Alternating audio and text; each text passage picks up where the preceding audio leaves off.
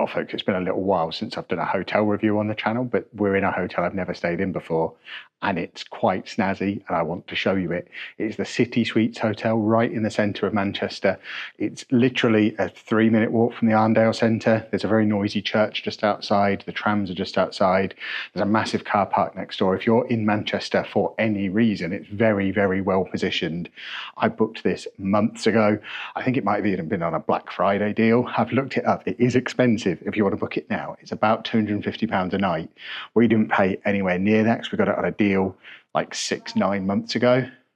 So bear that in mind with what you're about to see, but it's very, very cool. So this is our room. This is, it's an apartment hotel. There are actually residents in the building as well. It's not just hotel rooms, but as you can see just from the entrance, it is, it's unlike any hotel room we've stayed in before. It has a full-on kitchen. It has a living room area, a bed, of course, a little desk, office area, a massive TV. I assume the microphone is picking up the very, very noisy church, which I've just been over to the Arndale Centre, which, as you can see, is just there. If you know Manchester, that's Harvey Nichols. The Arndale Centre is just behind it. It doesn't take very long to walk down there, and the trams run across just the other side of Harvey Nichols as well. So transport-wise, it's perfectly located. I think that's the canal down there under the bridge. And it's that church that's making all the noise. The bells have been ringing constantly for about an hour at this point. I guess Wednesday night is bell ringing night. But there's also a little Sainsbury's just around the corner and a car park. It's a queue park, which is expensive to park in. We're here for 2 days. But because we're hotel residents, it's actually only £18 for each 24 hours. So we spent £36 for 2 days of parking in there. And that is come and go as you please parking. We don't have to pay that every time we go in. So we can take the car out and go places. And it is just the £36, just the £36. It would have been over 50 quid for the 2 days if we hadn't been affiliated with the hotel. But let's show you around the room. There's buses running over there as well. All the transport. So as you can see, the room does come with a free female and also cushions. In fact, that sofa is very similar to the sofa we've got at home, with the Kevin area with the leg extender and the Anna area without. We've got nice little coffee table. Anna had to bring her PS5 because we were leaving home for 2 days. I brought Fugglers and Lego, so you know, we're as bad as each other. The TV is a very good size, though. You don't often get that in a hotel. And a nice little half work area, half, I guess, breakfast area. We've got a Nespresso coffee machine, complete with some Nespresso pods and a selection of teas.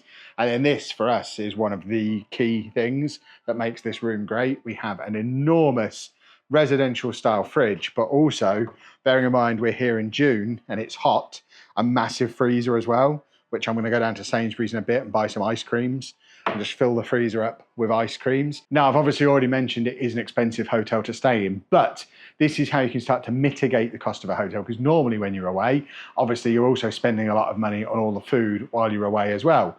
Our room rate included breakfast, which is served from 7 AM all the way through till 12 lunchtime. So I don't know if they'll let us through twice, but we might try do breakfast and lunch on the breakfast. It's very unusual for a breakfast to be served that late. But in addition to the included food, of course, having a kitchen means we have the option to cook here as well. So we have a toaster, we have a kettle, we have a hob, we have a double oven, which is just, I mean, this is more oven space than we've got at home. So that one's a little microwave and grill. This one is an oven and a grill. Have we got anything even fancier above it? I mean, pots and pans in there. Under the sink, I think, oh, that's the bin. And I think this is the dishwasher. So there is a dishwasher in our hotel room. This has fascinated Anna when we first came in. And then we've got a variety of equipment and tools. Obviously only 2 of each because it's a room designed for 2. I don't know if they have bigger family rooms, because my immediate reaction, having been around the local area for an hour or 2, is that Andy would love this because it's got the trams, it's got the church, it's very central, and he could have his personalised diet, and then we can clean up after him, even to the extent of, it's got a washing machine. Is that a washer dryer?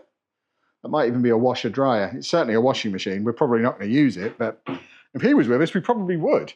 And then above here, we have more little storage area for your herbs and spices, presumably.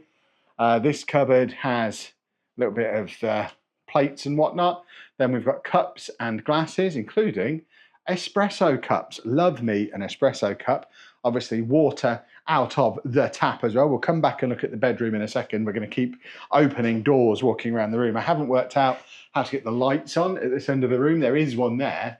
I just can't work out how to get it on. So that's the appliance guide and fuse box and whatnot. This was the washing machine, wasn't it? Yeah. And then in here we have wardrobe. So lots and lots of storage space. You could very easily spend a week in a hotel like this, if not longer. It's got everything you could possibly need. In fact, if you were on a longer trip, maybe touring Europe, touring the UK, considering it's got a washing machine in it, it would be a good spot to like spend 2 or 3 days in the middle of your break as you're traveling around the country and just get all your stuff washed. To me, that seems like an incredible plan and worth the slightly increased cost on the room rate then. And then we've got even more storage down here, including even an ironing board. I've not actually seen an iron, but there is an ironing board. There must be an iron in here somewhere. The rooms are air conditioned. We've got a nice manual security lock on the door, which always goes down well. And then let's have a look in the bathroom. I've not actually been in here yet. So there is your chance to perv on your old pal Kev, your bunch of pervs. We have poo pot, face pot, and rest of body pot. We've also got some very fancy toiletries. So the White Company, what's that? Shampoo and shower gel. Why the shampoo and shower gel are out here rather than in the shower, I'm not entirely sure. Let's remedy that now, because I guarantee I'm going to get in this shower later on and not be able to clean myself because that stuff's not in there. But we do have the waterfall rainfall shower and the normal shower for sticking up your bum hole as well. Controls at this end as well. That is such a thoughtful, crucial thing for showers that so many miss out on, that you can turn the shower on here and then go and get into it rather than trying to dart under it, turn it on and get soaked when the water's still the wrong temperature. A variety of towels and whatnot as well. And then we come out here into the sleep zone.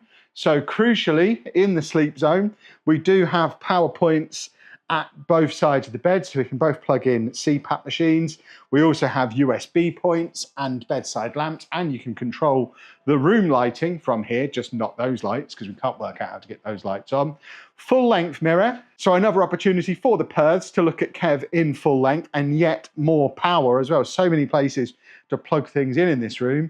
And then that gets us back round to our little Anna storage zone and this end of the room. And we can have another look out the window and look at all the Premier Inn folk across the road. I mean, that's where we'd normally be if we were paying normal prices. Like I say, we got such a good deal on this one. We're probably staying here for less than some people are paying to stay in there.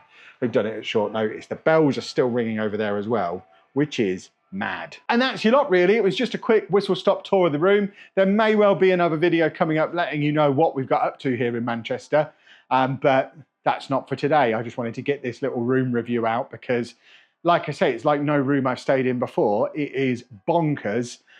We're not going to be able to make a habit of staying in a room like this. I don't think we could justify £500 for a 2-night stay, certainly not in London very often, but we got a deal. So deals are always good. Keep an eye out for deals. It's called the CitySuites and deals are available. I think it was around about Black Friday time I booked this, and it was a steal, and very, very happy with the setup of it all. I am now going to get myself unpacked.